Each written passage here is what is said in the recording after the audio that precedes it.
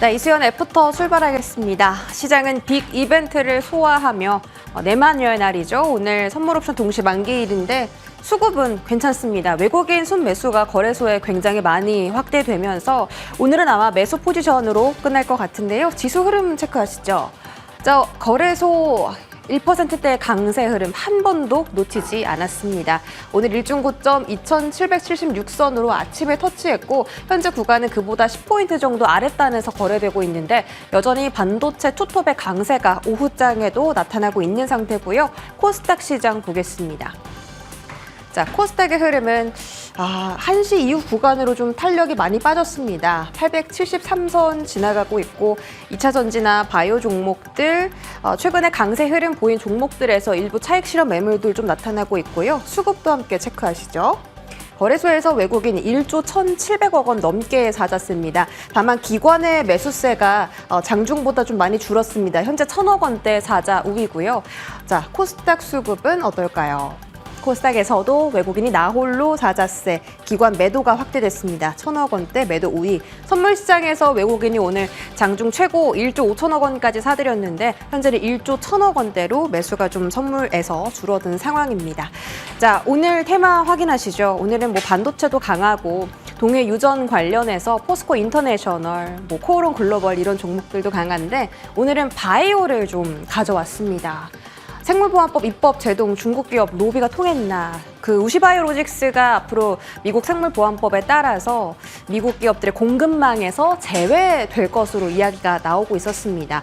그런데 최근에 국방수건법에 우시바이오로직스의 이름이 사라졌습니다. 그러면서 중국의 로비 때문에 우시바이오로직스가 이 생물보안법에 대해서 대상자가 아니게 됐구나라는 이야기가 나옵니다.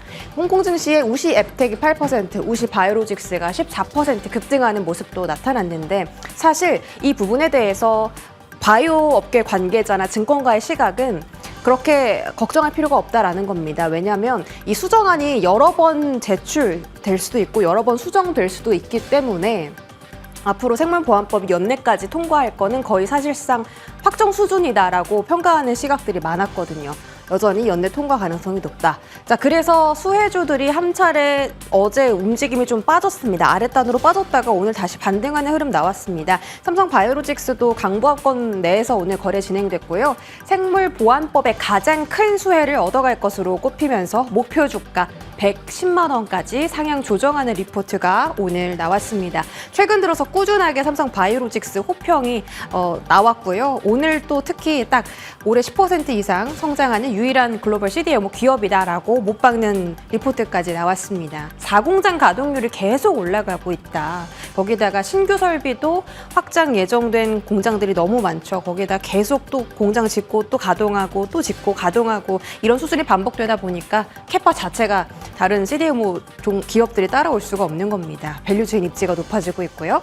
자, 그리고 CDMO 수혜로 또 언급이 되던 두 종목이 바이넥스와 ST팜입니다. 바이넥스 어제 주가 많이 빠졌다가 오늘 일부 회복되는 모습이기도 했는데 오송 공장 신규 고객 확보 가능성, 생물보안법 반사 이익으로 언급되고 있고 거기다 셀트리온이 지금 미국이나 유럽에 풋모커가 제출을 많이 했잖아요. 그래서 셀트리온 풋모커가 받으면 그 수혜를 또 바이넥스가 얻어갈 수 있으니까 그래서 이제 바이넥스 앞으로 흐름 괜찮다라는 이야기. ST팜도 올리고 핵산 의약품에 대해서 CMO를 하고 있는데 올리고 핵산 의약품이 평균 18%씩 꾸준하게 앞으로 한 6년 정도 성장을 보일 거라고 합니다. 거기다가 ST팜의 고객사가 최근에 FDA 승인 획득에 성공을 했고 그 외에도 다른 인기 있는 의약품 쪽에 CMO를 ST팜이 맡고 있어서 여전히 좋을 거다라는 평가를 하더라고요. 또 다른 종목들도 있으니까 체크해 보시고요.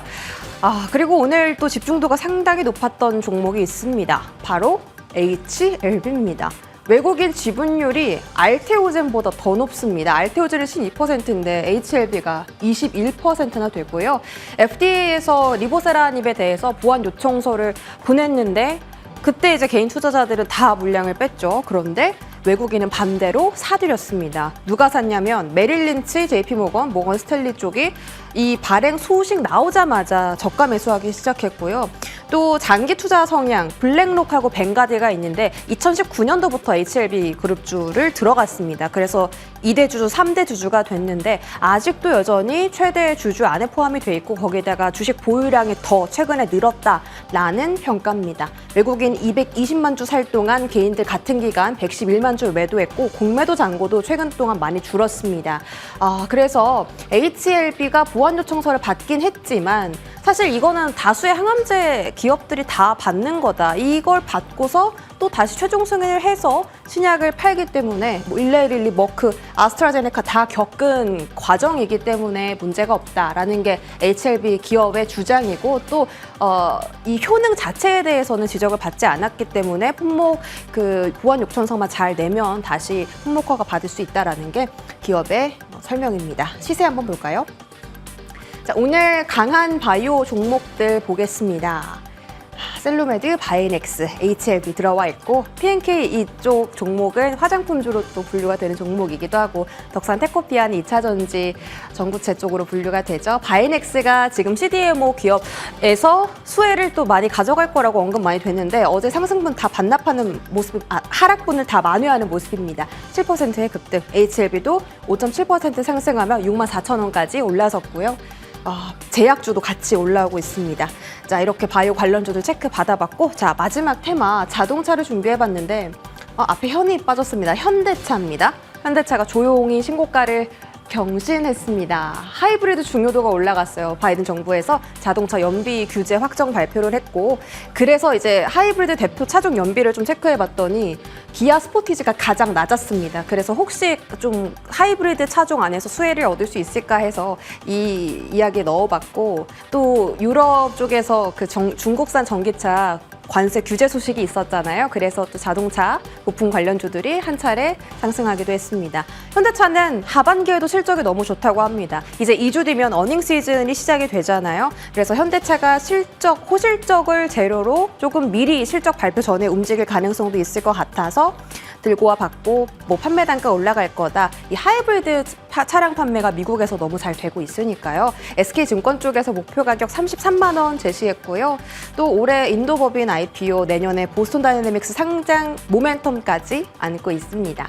이렇게 부품주들을 정리해봤는데 올해 고점 형성한 부품주 HL 만도가 최근 바닥부터 정말 많이 올랐습니다. 다만 오늘 오후장에서 갑자기 좀 급락이 나오면서 상승분을 많이 반납을 했고요. SL은 여전히 좋은 구간에 놓여 있습니다. 우상향하는 중이고 하이브리드 카 관련 부품주입니다. 코리아 FT가 이 중에서 가장 상승세가 뛰어나고 아직까지 좀 실적에 부진한 영향으로 인해서 잠잠한 부품주들인데요. 앞으로의 흐름도 함께 체크해 보시죠. 현대차, 기아 흐름 보겠습니다.